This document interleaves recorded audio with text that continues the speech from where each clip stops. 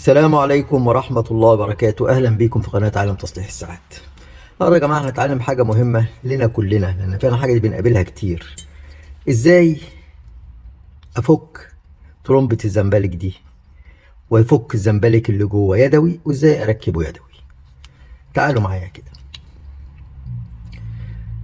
بصوا يا جماعة، زي ما انتم شايفين طبعا ترمبة الزنبلك بقى فيها محور زي المسمار هو اللي ماسك الزنبرك اللي جوه او الزنبلك اللي جوه اللي بيلف عشان يخزن طاقة الساعة. طيب انواع كتيرة يا جماعة بتبقى منه. هنا مثلا اهو هكبر شوية كده اهو، زي ما انت شايف هنا بيبقى في نقطة هي موجودة، وفي نقطة تانية قدامها الناحية التانية. يبقى ده نوع الزنبلك ده من اللي بيجي يدخل جزء منه هنا زي مسمار، يدخل هنا ويدخل هنا وايه، ويفضل ماسك عشان ما يفلتش. وفي انواع تانية كتيرة او زي مثلا، ده بيبقى فيها حته صغيره قوي اهي زي ما انت شايف، ملفوفه وراجعه بحيث ان هي دي اللي تمنع. وفي نتوء بيبقى موجود هنا في جدار البرل او اللي هو ترمبة الزنبلك، بيبقى ايه، يقف يخليها تخبط فيها فيقف، ما يفلتش، ما يفضلش يلف على طول. طيب بنفتح دي ازاي يا جماعه؟ بكل بساطه بنجيب مفك صغير كده بحيث يدخل من الحته هنا كده، ونيجي ننطر الغطا ده اهو، بقى غطا زي ما انت شايفه. وده جميل على فكرة، عليه اشكال، شوف الجمال، يعني حاجة مش سايبينها للزمن كده، يعني حاجة رائعة. حتى مغطينه، مع ان ممكن واحد صاحب الساعة ما يشوفهاش خالص يعني، لكن برضو اشكال جميلة. دي ساعة وولتهام على فكرة، دايما هم اللي غاويين يعملوا الشكل ده.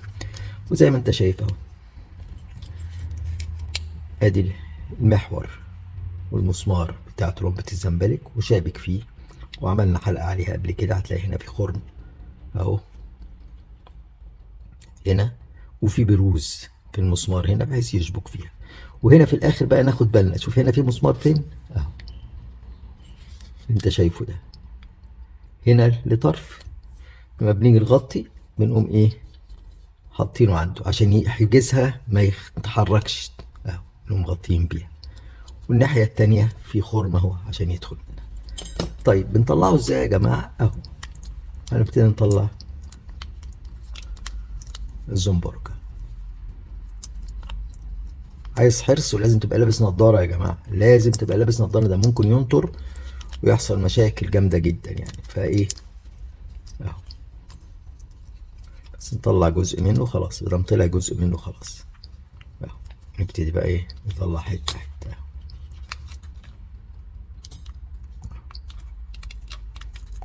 نطلع جزء وجزء اهو.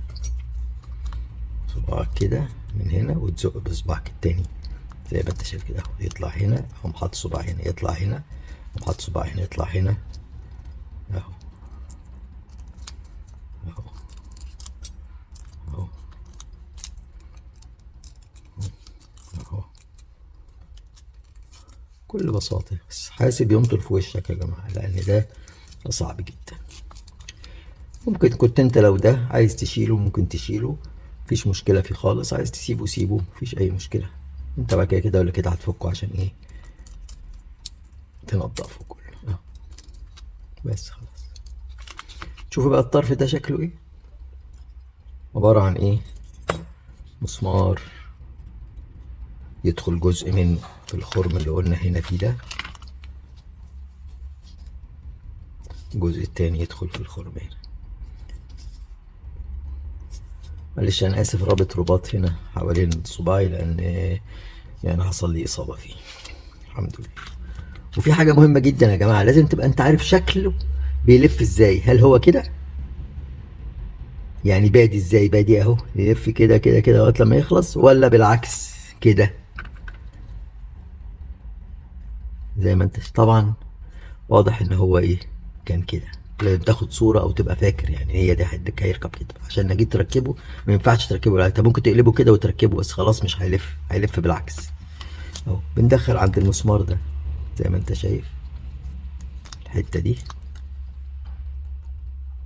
وفي ملاحظة مهمة جدا يا جماعة، كل ما ده الزنبرك دوت يبقى مقفول كده زي ما انت شايف، اعرف ان قوته ضعفت مع الزمن. كل ما يبقى مفتوح اعرف ان قوته اكبر، لان ايه؟ لانه في قوة كبيرة تقدر تلفه وتعمله. فانت كل ما يبقى ضيق كده يعرف ان هو ايه؟ قوته ضعيفة، هيخزن طاقة اقل. لكن كل ما يبقى واسع وواضح كده جدا عشان تلفه يبقى ايه؟ قوته اكتر كتير.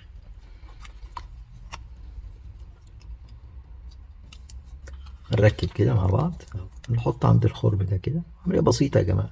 طبعا في مكان بيعمل الحاجات دي، بس يعني هي مش مستاهلة قوي، لأن عايز تجيب أنواع كتيرة جدا جدا جدا من المقاسات عشان تقدر تبقى غطي كل اللي عندك. بس يعني أهم حاجة اللفة الأولى. لو جبت اللفة الأولى خلاص.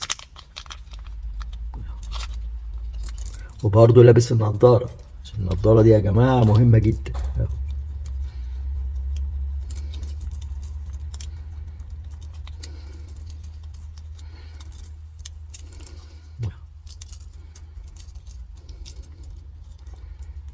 يستحسن تلبس جوانتي لأن فعلا بيبقى حاد جامد يعني.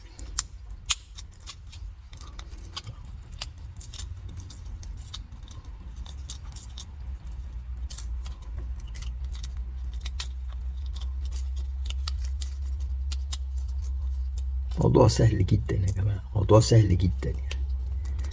بس مستصعب، بس هي تمرين، مرة في مرة في مرة في مرة هتلاقي الدنيا بقت سهلة جدا إن شاء الله.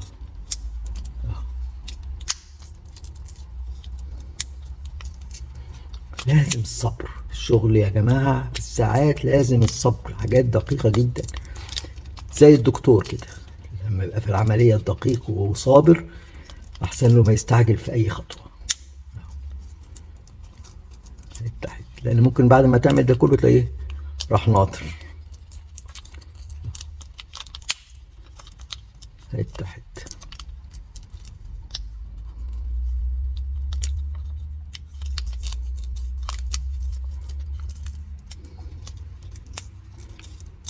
تفرد وتحط،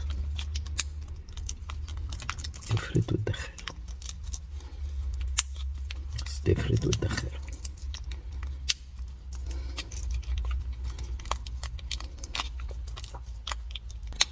سنة سنة يا جماعة. مسمار راكب اهو، بس نزقه بقى، او ممكن نطلعه دلوقتي اهو. طلعناه اهو عشان نقدر ندخله. خلاص دخل كده، مفيش اي مشكلة. زي ما انت شايف في اوله اهو، عندي هنا على طول اللي هو الحتة اللي هي دي لازم يبقى داخل فيها زي ما انت شايف. طيب نيجي نركب المسمار. زي ما انت شايف هنا بيبقى فيه فتحة اهي، الفتحة دي، وهنا في بروز اهو، وعملنا حلقة عليها قبل كده اهو. البروز اهو، كبر شوية كده اهو. البروز هنا اهو، ده البروز ده بيدخل في الفتحة هنا بس بكل بساطة اهو. امسكه كده،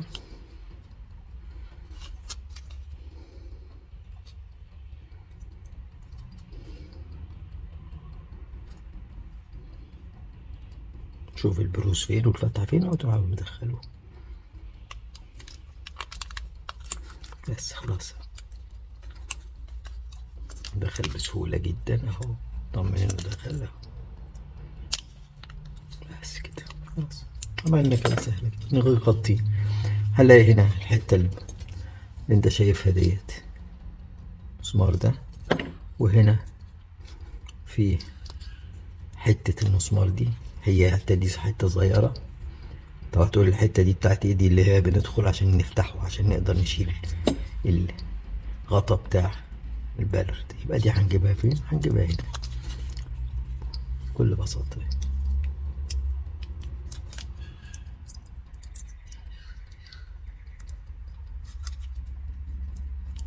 كده مع بعض.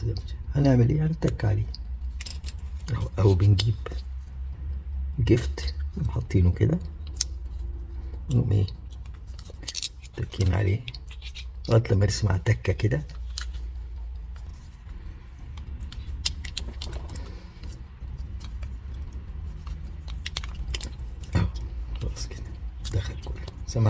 الفكه طبعا.